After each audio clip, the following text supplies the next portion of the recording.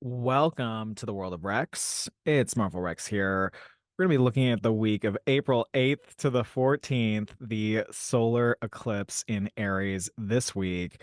Before we dive into perhaps the most dynamic moment of the year, definitely the most dynamic month of the year, April. You can always work with me one-on-one and get a reading. Very important to have the help of an astrologer during eclipse season, I may say. I will say, I stand by that. And you can also rate, subscribe, share the podcast. That helps me so much as a content creator. You can always buy me a cup of coffee by Venmoing me at Marvel-Rex on Venmo. You know, $7 for coffee in LA, I think. Um, average. And yeah, you can check out the newsletter too. We have a newsletter. All of those resources are linked in the show notes, the YouTube, TikTok, all those things living there. All right, let's dive into a wild moment. I want to actually have everybody just take a deep breath and then release. Try to release all of the oxygen from your body, really emptying out your belly, pulling back in.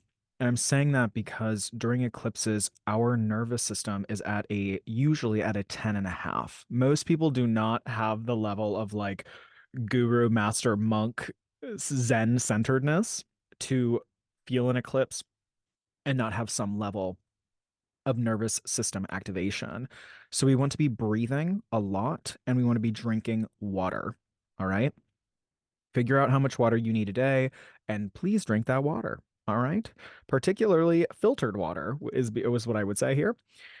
So that's just baseline. We need to be taking care of our bodies during an eclipse. There's a lot of lore around eclipses. These are full moons and new moons on steroids. This one is a new moon on steroids, new beginnings, and that means big, faded, wild card, new beginnings that we're all having um as a world globally and then as individuals. So this is all happening right now. We want to be listening back to the episode I did on Aries and Chiron, where I interviewed Jacob Tobiah. That'll be really important to look at that, re-listen to that episode slash watch it on YouTube because we're a lot of the themes that are present in this eclipse we talked about in a very deep five-dimensional way. So you want to go back and listen to that bonus episode. You can also listen to some of the bonus episodes I did with Vivi Henriette. That was a preview to this eclipse, and I would really also go back and listen to that as well to give yourself a very deep understanding of the incredible amount of like swirling change that's coming in right now. Right now. So we need to have spiritual infrastructure at this moment. We need tools and skills to commit to on a daily basis for the month of April because the energy is really on a scale of 1 to 10, it's at like a 15. Okay. That's how Aries works. Aries is the first sign of the zodiac. It is the spark of flame. So it's not full flame, but it's like boom, it got ignited. Something got ignited and it has an eruptive energy.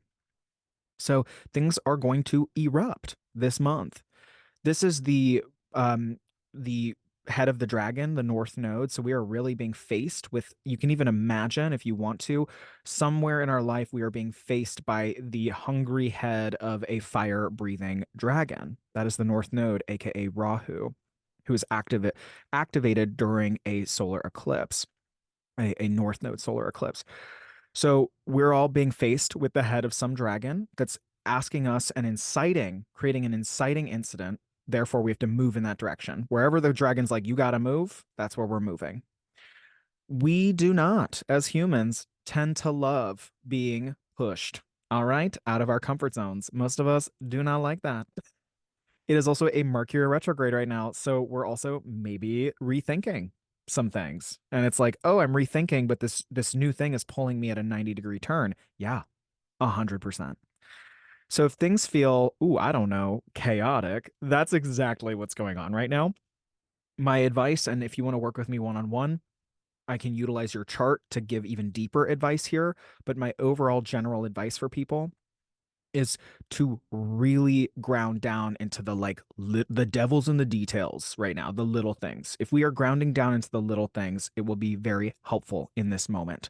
So like Okay, I'm going to meditate in the morning. I know it's eclipse season. All the astrologers are talking about it. Everyone's going bananas. And I'm going to meditate for 10 to 12 minutes in the morning. I'm going to drink tea. I'm going to continue to drink tea. Like that's a thing that I do. I'm going to be present while I'm making the tea.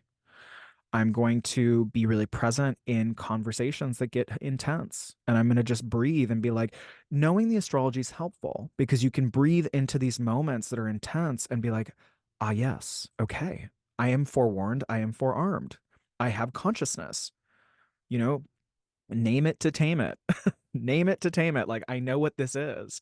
And it's not going to just like grab me. Or if I do get grabbed, you can also laugh at yourself a little bit, have some humor here and be like, oh, ooh, that eclipse really grabbed me. Or like that person is not aware of the eclipse, but they are definitely acting it out. Right.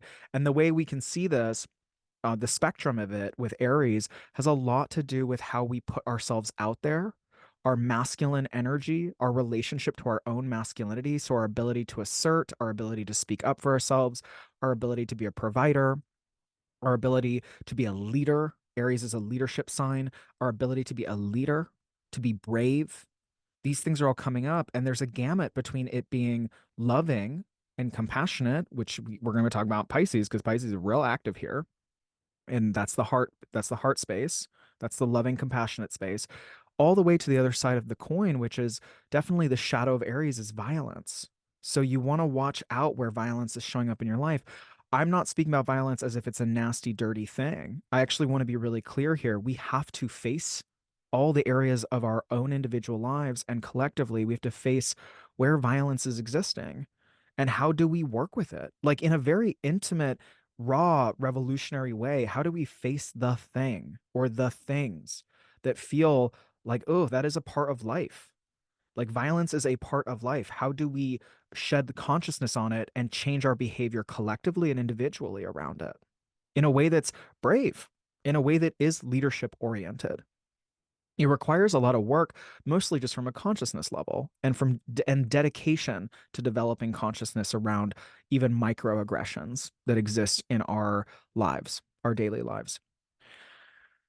So this eclipse is a powerful reset. It's happening on April 8th, like Monday. Woo! It's happening on April 8th, 2024 at 2:21 p.m. And I actually did not write the time zone down. Oh, that's so much fun, Marvel. You do this to yourself. I got Mercury and Pisces. I'm believing this is Eastern time. So I'm going to say 2:21 p.m. Eastern time. My editor, Radhika, is definitely going to fact check me on this. So we'll have that correct in the newsletter. It's happening at 19 degrees of Aries and 24 minutes. It is conjoined Chiron. All right. So we want to listen to the last episodes I did on Chiron. Very important. This is the biggest eclipse of the year. I called it psychic surgery, and it's going to light up our core wound right now in the sky around heads of state, definitely government politics, our own relationship to masculinity, but also how we see men on center stage. And this is an election year. So yeah, definitely pointing to that. But also, it's also our wound around war, literally war, wartime, violence, aggression, the military, those kinds of things. And this is global, right? Not just the US. However, this eclipse is going to, we're going to have a whole America section here because this eclipse is going to impact the United States of America in a very, very big way. Okay. So before we dive into a more USA centered conversation, I want to just give us some phrases to work with here. This period of time is a powerful reset, rebirth, renewed sense of courage. It's on a world point, so there's really big changes, very noticeable, very showboaty energy. Like, look at me, this is what I'm doing. Some people are going to really, we're going to see Aries suns and risings really step up into leadership very quickly. Big news around them. Maybe even Aries moon depending, but definitely Aries suns and risings are being asked to step up. They may not do it right now while they're being eclipsed because they're being eclipsed right now, so they could be having some death and rebirth, but we'll see it over the next 6 months. Definitely next 6, 8 months. There will just be big bombastic news. There can be on the collective level a shadow component of violence definitely associated here. The bravest thing you can do during this time is really get to know who you are and then be it. Step into it.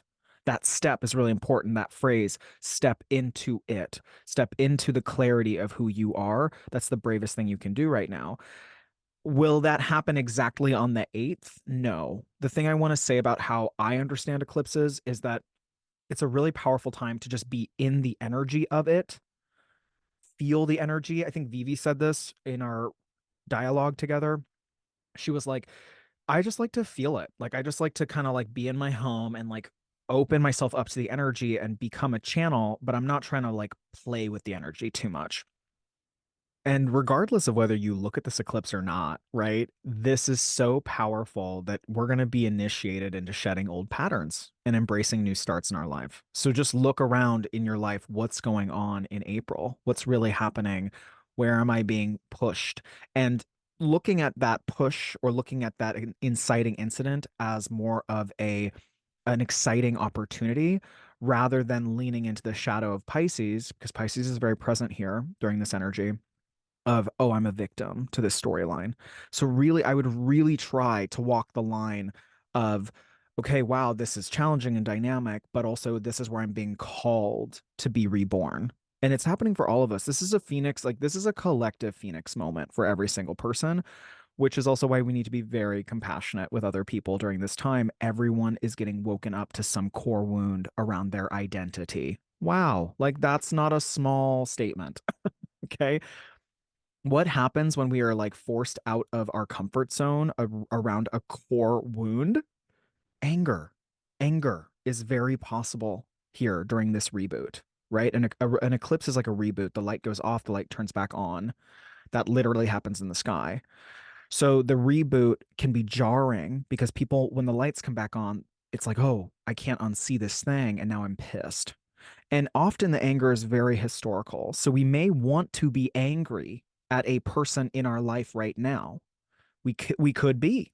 And that's not, I'm not saying that's invalid, but I also want every person to investigate the history of that anger. Is it before this person? Does it remind you of another person? Does it remind you of a childhood dynamic? One of the most sacred qualities to me about Aries is their ability to feel anger. I love this about like strong Aries people. They're just like, I'm pissed. And they say it and they put it out there. And this is really healing. And I think will heal some of the shadow of the South Node in Libra, the opposite sign, which is saving face and being a people pleaser and not wanting and really not wanting to have conflict at all to the point of detriment. So anger can come up here. I'm going to give a few practical tips and tricks right now for all of us because I think this is actually sacred anger. I really do. This is very important information from your consciousness if it comes up at this time. So identify signs. When you're angry, you're just know what your body does so that you can be like, ah, oh, that's anger. Because some people don't even know. Trust me, I work with a lot of people one on one. Some people are just discovering, oh, Marvel, that's me. That's my version of anger. And I'm like, yes, yes, indeed. Okay, good, good, good. We're getting intimate with the quality somatically in our body of what it feels like to have anger. Now, the three R's of anger are recognize, reflect, and respond. So just think about, okay, recognizing I'm in anger, I'm feeling anger, reflecting on the anger, and then responding to whatever situation is causing anger. You notice that it's not respond first, it's recognize, reflect, and then respond. You can definitely take a break, and I would recommend taking breaks all of April. The moment that a situation feels like it wants to go into a Chernobyl style, thing where things are getting blown up, you want to slow down, take a break from the person, take a break from the situation, think before you speak, which will be very hard with Mercury in Aries, but think before you speak and just go. Aries energy is very reclusive in the sense that in terms of the emotional process of Aries, I always tell my Aries people, go away, be by yourself and have your angry toddler moment and then come back. Like you can hit the pillow, you know what I mean? Or like scream into the pillow, then come back into the space. You want to come back into the space looking for solutions. So once you're calm, you can then enter what's called a ventral nervous system state and you can decide, okay, how are we going to solve this problem with the other person or with yourself? And then, the most valuable thing here, I think, which would be so like, ooh, I would be so happy and juiced up to know that people are doing this during this time. The most valuable thing, the most brave thing is to express yourself when you're feeling anything during this time, because that heals the core wound, to really put yourself vulnerably out there, but definitely express yourself if you're feeling anger, to let someone know non-violently, hey, that thing you just did, I'm feeling really angry about it. Or like the thing you said made me really angry. It's not about having them fix it for you. It's about the courage and the way that the courage can be transformative around your inner wounds just by taking that step, taking that leap, saying the thing vulnerably, not with any expectations that the other person's going to fix it, because that can also be a shadow of Libra. The codependency is like, oh, well, if I tell them, they'll just stop doing that thing and then they fix everything. No, not necessarily, but you're being really brave and you're giving people information about your boundaries. And that's part of healing the chironic wound in Aries. Radical honesty, but radical honesty with sensitivity to all the people involved. And that's its own thing. Some people hear radical honesty and they're like, I'm gonna tell everybody how I feel right now, blah, blah, blah, blah. They gotta fix it for me. I'm like, no, no, no, slow down. It's about really checking in with other people and being like, can we have this conversation now? Or can we have this conversation in a couple hours or this week? Can we schedule something where we're going to have this conversation? I have some feelings coming up that are not easy, right? This is such beautiful work to be doing right now and to really integrate into our lives moving forward. This is an initiation of really maturing into our individuality. So not just being like, I'm a lone wolf, I do whatever I want, I'm a bad boy. It's like, or a bad girl, like bad they, them. But it's like, oh, I have my own understanding of myself and my values. I move from that space and I also communicate responsibly to other people about that. It's called sovereignty. And I'm still in community with people, right? I'm not just like being mysterious in the corner. Other ways to manage anger during this time is to go for a walk, 100%, even 15 minutes. Please do it if you need to do it. You can listen to music. Uh, you can listen to music. You can take deep breaths. That's what we did right at the top. Exercise is lovely with Aries energy. Aries is a very martial sign, likes to be a move-in, likes to have martial arts of any kind. So great exercise. There's also sexuality with fire signs is great. Relaxing your body if you can. I would say baths, Epsom salt baths. And then even if you need to, if you feel really hot, take a cold shower. Like, wow, just take a cold shower, cool down, do things that cool you down because the fire energy is very hot in this moment. I would say don't do ritual on this eclipse unless you really want extreme change in your life. I just had a client reach out to me. She's in India right now, and she was like, "Hey, I'm feeling compelled to fly back to the States from India to see the totality of this eclipse. Like, I want to see the eclipse. I'm having FOMO." And I was like, "Oh my gosh, I love you, girl." And and if she really wants extreme change in her life, then okay, like there we go. And I would also say if you're like, you know what, actually I can see progress and I'm feeling like the steps are moving in the right direction. This is not necessarily an eclipse if you're in the United States to be looking at it and messing with it or doing ritual at all, depending on where you are, but just doing ritual at all on this eclipse. I would say it's more of a time to like open yourself up to the energies, see what's changing in your life because you don't really have to push very much. The dominoes are already moving, right? So, I can't remember the analogy that Marin Altman uses. Marin Altman's like a wild Gen Z astrologer. Marin Altman uses an analogy where she's like, it's like you can bring a lighter into a firestorm, but like you don't need like you could start flicking the lighter in the middle of the firestorm, but it's like it's gonna blow up like in your hand because you're in a firestorm. Like you don't need that extra and she's basically making the analogy that like our little technology as human beings does not our little lighter, our little fire does not at all compare to the firestorm that happens during eclipses, particularly in Aries, this cardinal fire sign. So why not just go in and let yourself be transfigured without trying to like light your match or light the fire? The fire will be lit. Again, we'll need daily spiritual infrastructure to navigate this whole month. Now, to get deeper into the astrology, Mars, the god of war, is the dispositor of this eclipse because it's in Aries. And he's like, that's my sign. Okay, this is where I do really well. So we need to look and see what Mars is doing. Uh, and definitely, actually, you could look at your own Mars in your natal chart in terms of how you would respond to an eclipse with Aries, right? Looking and understanding your Mars. You can get a reading with me to go deeper there. But we want to look and see where Mars is in the sky. And he is currently essentially conjoined Saturn, not perfected. He perfects it in 2 days later, but he is literally conjoined Saturn in Pisces, the sign of the double-bodied sign of the fishes, a very mutable water sign, a very different energy than Aries. Pisces and Aries, ooh, different things going on. So Mars is in a weird sign, technically in aversion to the eclipse, and he's co-present with Saturn. He's also contra-parallel to the eclipse and Chiron. What does that mean? Contraparallel, people are going to be like, you lost me. So contraparallel has to do with the position of the planets. It's a spatial thing, in relationship to the celestial equator. So both when planets are on the same side of a plane, they're considered parallel. When they're on the opposite ends of the or opposite sides of the celestial equator, they are referred to as contraparallel. When you hear contraparallel, it's a little bit like an opposition. It's an extremely potent force. So an opposition is like you versus another person. Mars being contraparallel, the eclipse basically means that there is even more tension than normal between the Pisces things and the Aries things, as well as like the judge of the eclipse, Mars being the dispositor, he's like the lead judge in the trial of this eclipse.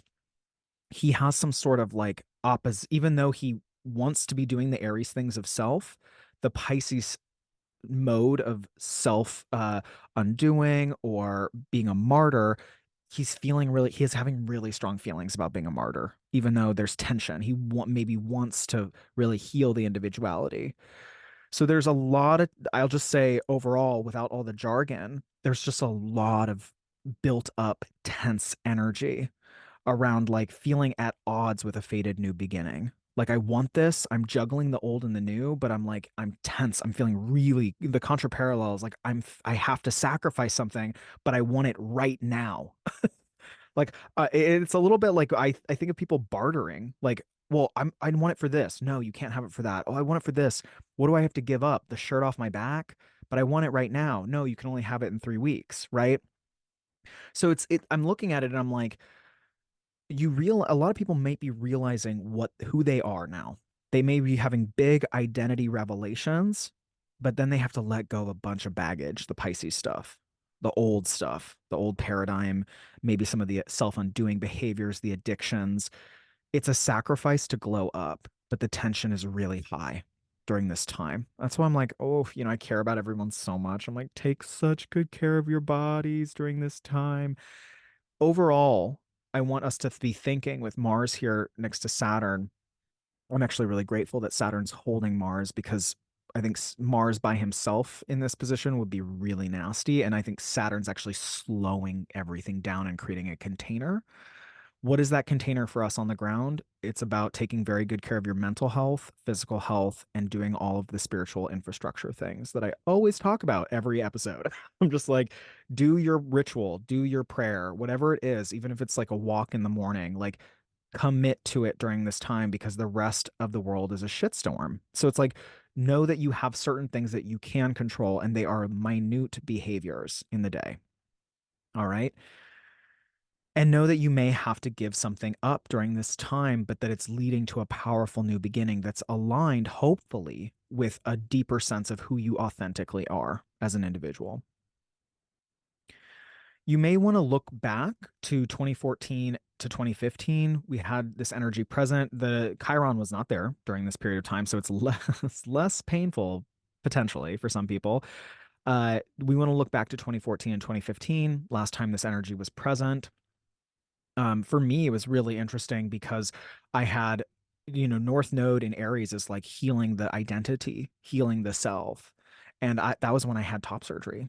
And the thing that I had to give up, South Node in Libra, is I had to let go of a relationship at the same exact time. So I was doing the North Node Aries thing of like, I get to finally be myself. And that decision to be myself kind of destroyed a codependent relationship that was happening at that time. So this is classic. I'm just giving an example of my own life that this may very well present itself for people where there's like, wow, I get to do this new thing and I have to sacrifice this other thing. That's also the Pisces medicine of like, oh, I have to give that up. That really sucks. It sucks to the ego in the moment. I look back and I'm like, oh, right, it's perfectly on time. But in the moment, I remember feeling very, very sad. I also have a Libra moon, so I was like super sad to lose a relationship. But I had to choose myself, and that's what we're all doing right now. We're choosing ourselves, but we're trying to do it in non-violent ways, in radically honest ways, and in loving, compassionate ways. That's the beauty of Pisces. How do you let people know, hey, these are my new boundaries. This is who I am now. I'm more clear about it, or I'm getting more clear about it because Mercury's still retrograde. So, like, are we that clear about it? We're figuring it out. But like advocating for yourself and knowing that it'll ruffle feathers in relationships and knowing that if we're moving away from codependent behavior, we're moving in the right direction. Okay. If you need more on that, you can work with me one on one to talk about codependent behavior, but also you can literally type in like codependent dynamics or look at the Gottman Institute. There are several places that, one of my favorite podcasts is 10% Happier, and they talk a lot about codependence on that podcast and how to move through it. All right. So, we have some interesting energy happening in the US because this is called the Great North American Eclipse. And the cities in its path are already like getting hotel rooms filled up. Like, people are really, Americans are so funny. They're just such cowboys. They're like, we are gonna look at the eclipse. I'm like, all right, prepare for huge change. Regardless of whether you're looking at it, the US is going to be on the docket over the next year. And of course, it coincides with an election. The entire world is going to be watching the US over the next year because this eclipse is going to completely transfigure this country. Completely.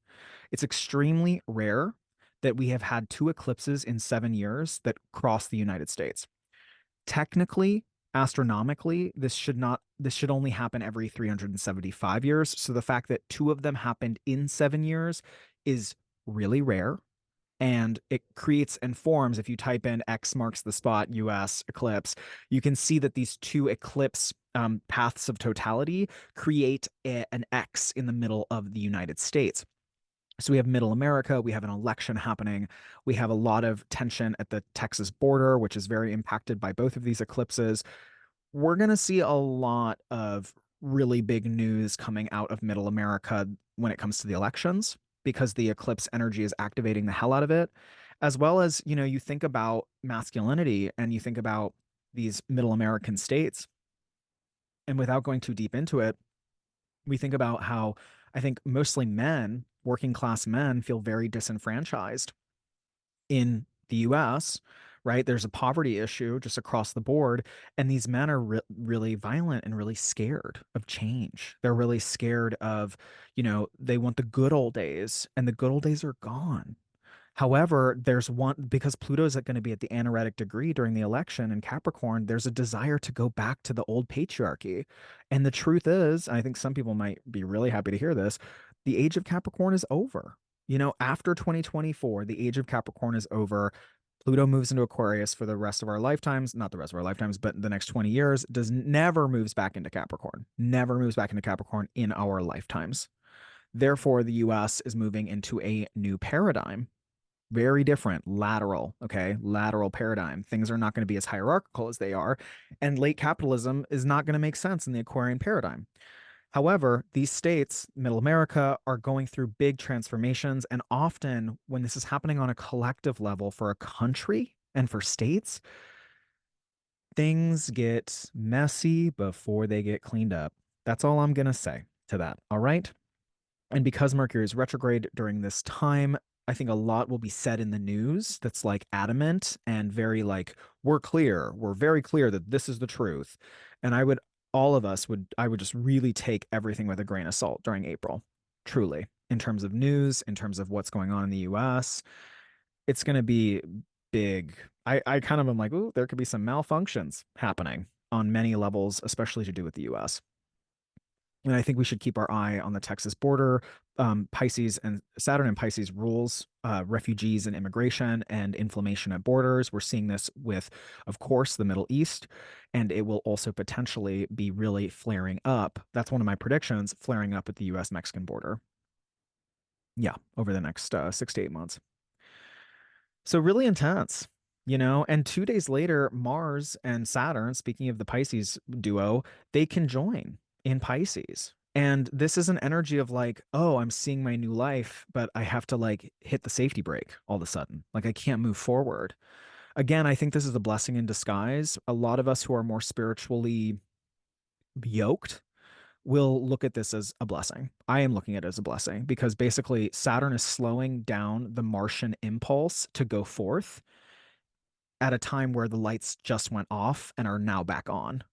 Like we need a moment for our eyesight to adjust to the new reality. So yeah, we should probably slow down. Okay. Ren Butler has these beautiful words from his book Archetypal Universe. When he talks about Mars and Saturn together, he calls it focused action, a container or limitation around one's energy output, persistence, hard work, and completion by putting our nose to the grindstone. But this is long-term wins. Aries, the shadow of Aries, one of the shadows is short-term gain. Like I'm gonna cheat so I can get to the thing quick and I'm gonna take it. Like that's real toxic masculinity, right? Like I'm gonna take that thing. I'm not gonna wait. I'm not gonna wait for them to say yes. I'm just gonna take it. So we have to look at that and we have to heal that. And Saturn is going to slow us down, I think, in a very helpful way to say, mm-mm, you're pushing, you're trying to force. So we want to be mindful of that.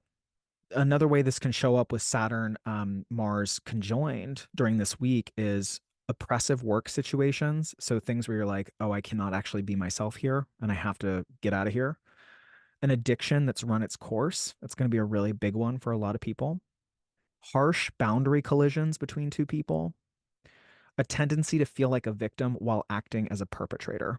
So we want to be really mindful of those things. Okay. Radical honesty with yourself first. Charlotte Bronte has Mars trine Saturn. This is from Ren Butler's book, and she has a quote that says, look twice before you leap. Oof, that is really this energy. Look twice before you leap. There is definitely a leap in April that we're all being asked to take. But because Mercury is retrograde and Saturn and Mars are conjunct, we might want to look twice. We might want to just be like, is that the jump? How can I do that? Can I really make that, you know? Can I make that can I really cross that? Can I do that? You know, I believe that we all can, and yet we should look twice.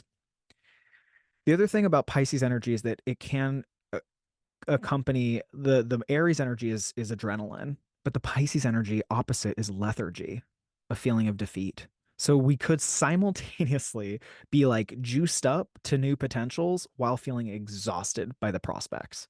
If that's happening, you're right in money with the energy. It will shift, especially in May.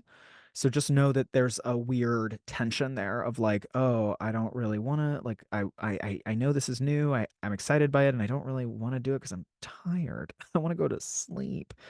Um, but taking the low road, like to really lean into the laziness here is not going to work. So I just want to say, like, people who are like, I don't want to do it because it feels really hard. That's not the call to action. The call to action is actually taking that brave leap. Maybe you look twice before you take it, but there is a major emphasis on healing core identity wounds by taking the road less traveled in this moment. Okay, so overall, the ego is going to feel pressed upon this week/month. So how do we heal our relationship to ourselves in a moment when it's being eclipsed for everybody?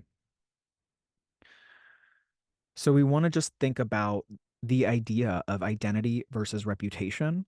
So really leaning into getting clear on your identity now in 2024. Like what do you really identify with? What are your core values?